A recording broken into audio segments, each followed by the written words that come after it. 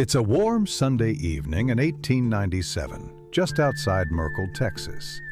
The sun is slipping down when a child points at a lone rope sliding across the desert floor. At the end of it, a big, heavy anchor bumping along, tearing through brush, until it hits the railroad with a sharp clang. Then every head tilts up, and folks get quite the shock. Join us this week on the Parsonage Files as we explore the Merkel Incident. Welcome to the Parsonage Files, where each week Pastor Rick Burke opens his trusty Sermon Stories folder and dusts off the tales that never quite made it to Sunday morning. Rick shares the story, and his brother and co-host Rob jumps in with questions, a laugh, and the occasional curveball. Settle in. The folder's open. Let's see what's inside. Welcome to the Parsonage Files. I'm Pastor Rick Burke, and this is where I open my old story folder and share the ones that I never quite got to use on a Sunday morning. Some of these are going to be funny, some are a little odd, a few are maybe even a little bit spooky. See if you can figure out why they never made a sermon. To help me on this journey of mine is my trusty brother, Rob. Hello, Rob. How are you? I'm good, Pastor Rick, and I think I can guess why some of these didn't make it into a I sermon. think you're going to have no problems guessing. But I'm here. I'm ready. I'm curious what these stories are. I've got some questions, and more importantly, I brought snacks. Snacks are always important. We got to keep our energy up as we make our way through the Parsonage Files. So today's story starts in Texas with a flying ship and an anchor. All right, Rob, I want you to picture Texas in the year 1897. Hot and dusty. Hot and dusty. And we are just outside of the little town of Merkel, Texas. Beautiful that time of year. Yes, it has grown into quite the metropolis. Today, it boasts over 2,000 residents. Wow. It has grown.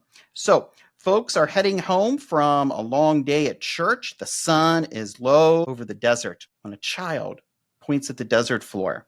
It looks like there's something heavy that is being dragged across the ground. It turns out it's a rope, and on the end of the rope is an anchor. That's a big one. And as that anchor is being dragged along the desert floor, it's bouncing, tearing up brush, and finally it gets itself snagged on a railroad line. That is when everyone decides to look up. And what did they see? Overhead, they see a large airship with bright windows. The ship tries to move forward and back to free the anchor, but to no avail. That's when a small figure in a, quote, light blue sailor suit, think Cracker Jack's box, Right. climbs partway down the rope, cuts it right below where he is, freeing the ship from the anchor. And the witnesses say that the airship was last seen floating northeasterly over the horizon. However, the anchor stayed behind. 2 days later, April 28th, the Houston Post ran this item.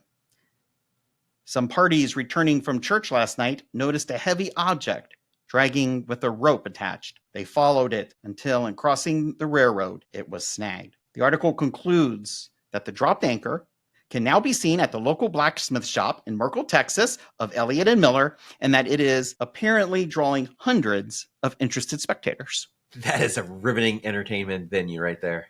Hey, when you're in a small town, you do what you can. Right? Yeah. Yep, making some money. So, Rob, what are your initial thoughts on this story? It's a good story. I can see why you didn't put it in a sermon, though. It doesn't really go with anything, maybe a sermon on weird things you see on the way home from church. And it also illustrates to someone whose sermon went way too long and they were heading home from church after the Presbyterians beat them to Bob Evans. One, it's Texas in 1897. They did not have Bob Evans. They had a Cracker Barrel. Fair. And two, my guess is this was their normal practice. So stop with the pastor blaming. No plaster blame. Don't get the blame thrower out. Yeah. So, it didn't really go with any sort of sermon, but it does go with the history there in the late 19th century. Okay, Pastor Rick, quick history lesson. Oh, right. Are you going to put that master's in American history to use? Finally, after 30 years, right? You show mom and dad that money was well spent. There we go. Yep. Okay, so the year's 1896. Okay. Reports began to surface in California. Reports of strange lights, cigar-shaped craft with giant searchlights looking on the ground for who knows what. Reports continued throughout the year. As it turned into 1897, the sightings began to move east throughout the Midwest and then down to Texas. People described wheels, wings, cabins. Oh, stop. Yeah. You mean like a log cabin? Yep. Okay, moving on. And voices were coming from these. So you're saying it was like the movie Up? Yes, exactly. Okay. Yeah, exactly what it was. And the newspapers at the time, they go wild. Headlines screamed. People claimed they saw a flying airship. Another paper wrote, "What was it? Was it a monster from space?" One San Francisco attorney even claimed he had a client who was the inventor of these airships. Other people began to joke that it was a Martian invasion. Meanwhile, newspaper publisher William Randolph Hearst began to scold the hype as fake journalism. Fake news. So basically, there were two waves that people were talking about these airships that were crossing the United States. Okay. There was an initial wave on the West Coast that kind of ran from mid-November to December of 1896. Okay. And then there was a second wave from February to May of 97 that kind of wins in the Midwest and the South. And it's that latter one where we get our Merkel story. So basically what you're saying then is it's more of late fall of 96 into the spring of 97. Correct. That you're getting all of these stories. And they start on the West Coast, then move to the Midwest and the South. And if I'm right in remembering, airships were a relatively new technology, still very fragile, not something that you could just jump on and sail across the country in. No, but they were in the ether of the thought. Okay. It could lead to why people were seeing it all everywhere. So if people were thinking about something odd they would see in the sky, they would probably say, that's an airship. There'd be assigning it to something. Like today, if we see something odd in the sky, we would probably... It's a stealth bomber. Right. It's an airplane. It's a stealth bomber, a drone, something like that. Yep. But in their mind, it would be an airship. Okay. So the skies were crowded at the time that our friends in Merkel, Texas saw their anchor. So for them to see it, they would have been, excited, but they probably had heard a story or two about these flying ships if they had read the newspapers. Right. It was in the culture. Okay. Not to be totally skeptical about it, but there's a possibility that they were already primed to see themselves. They were primed. I believe that would be the proper term. That would be the proper term for that. So let's go off to the beautiful Emerald Isle. Of Ireland? Of Ireland. Is it where bagpipes are? No, that's Scotland, dude. Kilts? No, Scotland. They're different. Think St. Patrick, shamrocks. Shakes. Shamrock shakes. We'll go with that. We are going back to the 8th century, and we are going to the famous monastery of Clonmacnoise. And this incident is reported to have occurred in the 8th century. And the monks are inside this church there at Clonmacnoise praying, as monks do. Monks tend to do, when suddenly a ship appears overhead, moving through the air as if on water. Now, when we talk about a ship, we are talking about like a sailing ship. Like you see on the ocean, big sails. Big sails, the whole 9 yards. And it is just coming over the church when it gets its anchor stuck into the top of the church. As you do. As you do. And the chronicles say that an anchor drops from the sky, it snags the church, and the monks, they run outside to see what's going on, and they see a crewman from the ship climb over the side of the ship and swim down the rope. Swim through the air. Yeah, like it's water. Okay. And when he gets to the bottom, this crewman gets to the bottom, the monks grab him, because I guess that's what you do if you see a sailor dropping, into your place of worship. Right. The sailor, the sky sailor, he cries out, "For God's sake, let me go, for you are drowning me." Just then, the abbot of Clonmacnoise comes out and tells the monks to release him. And they let him go, and the guy swims back up, and he frees the anchor from the top of the church, and the ship sails away. So, it's just me, and that's how I was raised. But when some sky sailor comes climbing down a rope and yells, "You're drowning me! Let me go!" I let him go. But that's just me. Yeah, you kind of hand them maybe a towel and give them a little prayer and maybe an offering envelope and send them on their way, send right? them on their way, yeah. Yeah. So that's kind of an odd story. And you think? Yeah, and this old story shows really this medieval understanding of two worlds touching, right? There is the world we live in, and then there is this world above us, this heavenly world. Okay. And apparently, this world above us, their air is like our sea. So they swim through it and they sail through it.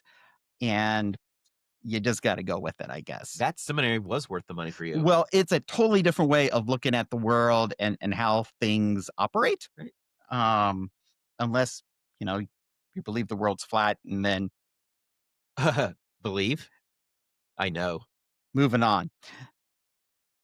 So that story from Clon McNoise is a pretty odd story, right? Yeah, it is. I mean, not every day does a sailing ship sail over your church and get its anchor stuck. And a sea sailor swims through the air. Correct. I just hope they had the proper insurance. That's what board of trustees are for. That is indeed. And a historian from Harvard named John Kerry. No, not that John Kerry, a different one. Gotcha. And he went back and he found that the story from Clon McNoise goes back further than what we think.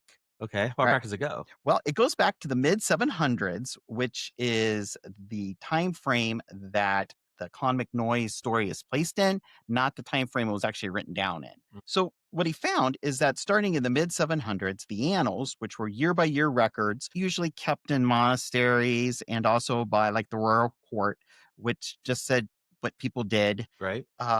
They all were reporting that ships were seen in the air. Now, no one really knows what that means. What they meant by ship. What they meant by ships, if they were seeing that something, they didn't Right. understand from an astronomical standpoint, Venus.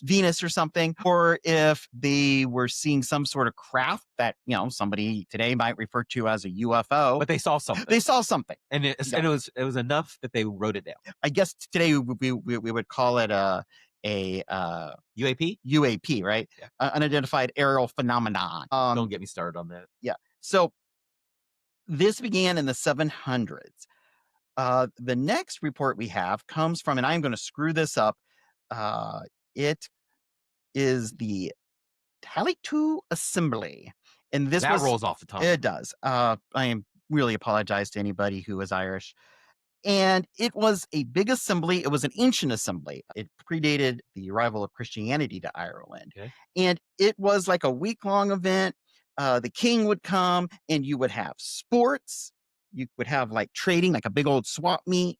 You would have worship and you would have court, Okay. like legal court, All in one kind of festival. including executions.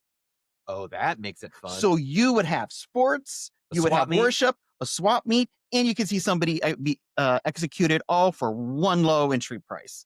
Sunday. Sunday. That is quite the event they were having.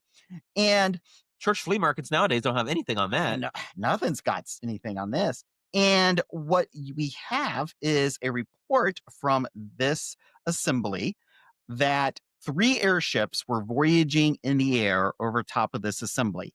And the crowd saw it, and the king himself saw it. So once again, we have something in the air that they are calling an airship. Correct, because they don't know what else it is. Correct. The next reports that Dr. Carey could come up with was a poem written by Bishop Patrick of Dublin in the 1070s. And he writes a poem about an event that had occurred there in Dublin. And part of his poem says this. It says, "Behold, suddenly they see a ship glide through the air. Someone casts a spear at a fish, and it fell to the ground. And swimming down, he recovered it." So the idea is that there is this sailing ship sailing through the air over, Like it was in the ocean. over the city of Dublin. When somebody on the ship throws a spear at an airfish, Right, skyfish. and then jumps overboard, swims down through the air to get said fish and recover the spear. Okay. And then we have what is known as the Book of Ballymoot, which is the late 1300s, but it preserves older lore. And in it, there is this passage that says, "A man from the ship grabs the fish. A man on earth seized it from below. 'You're drowning me,' said the man aloft. Well, this is the same story over and over Yeah, again. it's the same story over and over again. Now, that exact line, "You're drowning me," Right. comes up over and over again in the book of Ballymoot. And uh, no one's really quite sure where this idea of a sky sailor coming down and being grabbed and not being allowed to go back up and But it is be. all variations of the same story. It's all the variation of the same story. Then comes the actual written version of our Clon McNoy's story, where the anchor catches the church, the sailor descends, and by this point, the story has evolved to, "For God's sake, let me go, you are drowning me." And the monks release him, As you do. but they release him because they're told to by a higher authority. Oh, I see what you're A- saying. And Dr. Carey and others who have studied this story says that this story was probably used as a way of teaching people about the importance of mercy. I can see that. Yeah. Yeah, that makes Yeah, sense. yeah. So you can never divorce these stories from their religious backgrounds, right? But a lot of stories have a moral meaning to them. Right, right. I talked about that in a sermon not too long ago about the parables of Jesus, and that the reason Jesus used parables is because we can learn a lot through story, because Mhm. our life is just a big story. If you Right. think about it, right? And for the medieval people, they often were taught by using stories too. So that could be what's going on here. But the story continues. We now go to the twins when there is a Norse text, and Norse, in case you don't know, they're the descendants of the Vikings. And similar stories are found in their writings, but they call the church where the anchor got stuck Cleanoa rather than Clon McNoy's. But most scholars think it's probably the same story. Okay. And the Norse, they write, "An anchor was dropped from the sky. One of the flukes struck in the arch from above the church door. A man leaped overboard and dove down to the anchor, and the bishop forbade the people to hold him. They cut the rope. The anchor remains on display." There's a lot of anchors on display. There's a lot to of believe all anchors this. on display. So the final person who shares this story is a guy by the name of Gervais of Tilbury. That's a dog name. That is a name for a dog or maybe a horse. Great name. And he was a favorite of Henry II. I love Henry II. Lion and Winter, best movie ever. Same event in his story is told in Britain, but way darker. he says, he says he, this is the sailor, right? Swimming down from the ship. "He grasped and died, suffocated by the moisture of our thicker air." That went dark. Yeah. And so the crew cuts the rope, the crew of the ship cut the rope, and the anchor becomes ironwork in the church door. And it serves as a warning. Don't try to control what you don't understand. Wow. That Wow. Yeah. Not a bad advice. No. I have one. Yeah. I did a little research here. Okay. And so there's a story from centuries later, and I picked this one out because I love the dude's name, Seamus Henny. The did he win, like, what do you win, Nobel Prize or Oh, did he? he either won the Nobel Prize for literature or he won a Pulitzer. But yes, he's very Oh, famous. I picked So- it because Seamus is a fun name. Or we'll go because Seamus Henny is a fun name. Go for it. The freed ship sailed, and the man climbed back out of the marvelous as he had known it. Marvelous here kind of meaning wonder. So there is generally this motif or this recurring picture, if you will. There's a ship above, an anchor drops, human comes down to try to free it. He gets grabbed or somehow can't get back up, cries for mercy, and he, all except for that really bad last story, he makes it back up to the ship, and the anchor is left behind for everyone to wonder about. Which now brings us back to Texas. Because if you think about it, the Merkel story fits that old shape perfectly. Right? People coming home from church, so there's that religious aspect. There's a ship above, although it's not a sailing ship, it's now an airship. There's a rope, there's an anchor, there's a sailor who climbs down and cuts the line. and the ship sails away. And the anchor goes on to the blacksmith. There's different details, if you will, but In uh, general, it's the same. yeah, the railroad tracks instead of a church roof, but it's the same story. Yeah, same bones, basically, Yeah, yeah, just the yeah, stories. yeah, yeah. Now that of course doesn't prove or disprove a flying ship. And the late 1890s was kind of a time of social change. Right. A lot of new inventions. The world Industrial Industrial Revolution. Revolution, a lot of new tech, things that people never thought possible, like the telephone, Yeah. X-rays. You can see inside someone's body. Yeah. And it's basically anything could happen. You are open to that idea, and so it doesn't seem outlandish that airship stories would take off. Right. Some of them were clearly jokes, I would assume, Yeah. but others, probably missed sightings of real life balloons, astronomical events, and a few could have actually have been early machines. My mind goes to steampunk, kind of looking device, but it could be That's happening. how I think of it, but that's just our cultural way of But looking at it. But it seems very odd that the Merkel anchor is very similar to the old Irish story, almost line for line, though. almost line for line. And also, we can't forget that not too long before the story came out, the famous Aurora, Texas airship crash. I love that story. I love that story. We don't really have time to go into it, but airship crashes and the townsfolk have a little funeral for the pilot and bury him. Local military man comes out and identifies the alien because military men know how to do that. Apparently, they all know what an alien looks like, Right. and it became a thing, especially in the early 2000s. It became a real big thing. Yeah. But that story, the original part of that story, was still relatively new. So you would think the people of Merkel may have heard it. Did they make up the story? Maybe. Maybe. I don't know if it's a true story or not. If I had to vote, is it a true story today? I am going to go with no. It's not a true story. It's a fable. It is. And I mean, William Randolph Hearst, as we mentioned earlier, he was complaining about these stories all being Yeah. hoaxes and fake news. And he wasn't against selling a newspaper He was he was not against selling a newspaper So- or fake news. or fake news or just making up stuff. Right. Which is why it's great to look through like 18th century newspapers because they just got the weirdest stories mixed in with hard news, and it was up to the reader to decide. Oh, it was all on you Yeah, where today people expect everything they read in the newspaper to be factually true. right. Of course, there's also the idea that newspapers are supposed to be down the middle, but in the 18th century, every single political party had their own newspaper. They did. But we won't go there. But they Different did. times. Different times. So clearly, this is a great story. It is. I like it. Yeah, it's a good story. But I don't think it's true. No.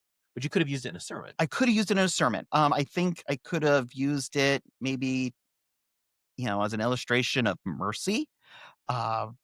Letting the sky sailor go. Yeah, letting the sky sailor go, and well, in most cases, Most of the stories I skipped the stories. where they beat the bejeebers where out they of beat them. the bejeebers out of the sky guy because this is a family program and church and all, but So we're against beating the bejeebers out of the Cracker Jack guy. we are against beating the bejeebers out of anybody, but especially a sky guy / space alien / It whatever looks you like wanna he's call him. having a bad day. He's having a bad day. Why make it worse, right? Right. And if you think about it, in these stories, there's always a higher authority who is forcing the people to show mercy. Right. And, I think in the medieval mind, that would have been representative of the church, who, of course, gets its power from Jesus. So I think I could have used it maybe, but Could you have used it for mystery being a part of faith? sure, mystery being a part of faith. It's a fun story. Again, it's presented in the historical records as a true story, but I would have to say this is probably in the category of an urban legend fable. Yeah, I would give you that. I'll give you that. Now I say that, and then I'm gonna leave here, and I'm gonna see a ship come sailing right over my head with an anchor, and I'm not gonna know what to do then. Well, I mean, I know what not to do is not beat the tar out of the guy that comes down the road. Yes, no matter what, if you see a sky sailor, 21st century, an alien, whatever, the best course of action is to show mercy and love and not to try to beat the bejeebers out of them. Would that also include allow them to sit in your seat on Sunday mornings? hey, you know what? If a sky person shows up tomorrow at church, they can have any Show them seat where the they want. coffee and donuts are. We're showing where the coffee They and can the sit wherever donuts they want. are, and but we will give them an offering envelope before they leave, Well, yeah. assuming they have money. Or whatever it is they have. Whatever it is they spend in the sky. I'm going to tell you, next time I'm on an airplane, I am looking out that window. I am looking for a sky. I got to tell you, though, when you're on an airplane, don't you sometimes just hope you're going to see something weird out that window? Oh, every single time. Yeah. Every time. And the only thing I've ever seen are other airplanes. Yes. Yep. I've never seen anything other than airplanes, birds. Lots of clouds. Clouds and ground. And ground, yeah.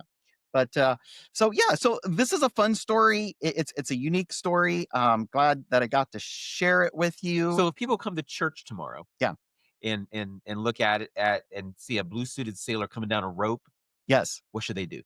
They should first get their cell phone and get a good quality video. Good quality, people. Good quality, people. It's 2025. There's no reason. There is no reason if there's a sky ship stuck to the top of our church and it's not going anywhere, right? It's stuck. You can't get a quality video. Even an Android phone will get a picture of it. Even an Android will get it. But I've seen your guys' phones. Our people at Groveport United Methodist, we can get a good, clear picture of a sky ship. If somebody comes sliding down that rope, I would expect that the folks at our church would be very friendly. We would, being a Methodist, probably first show them where the restroom is. Would we have a potluck in their honor later? We would probably have a potluck in their honor, and we would probably give them a prayer shawl. Yes, that is absolutely true. That is absolutely because it's cold up there in the air. That is what I would foresee us doing, but I could be wrong. So I'm looking forward to Sunday. Yeah. So that is all for us here on the Parsonage Files. I would hope that you keep looking up, and if you do see a sky ship, be sure to get a clear picture, and I want you to email it to Nancy in the church office at groveportumc.org. Our email is right there, and be sure to send that in. We would all love to see it. So until next time, I'm here with my brother Rob, and take care. God bless. And if you are looking for a church this Sunday, visit us at Groveport UMC. Take care. Bye, everybody.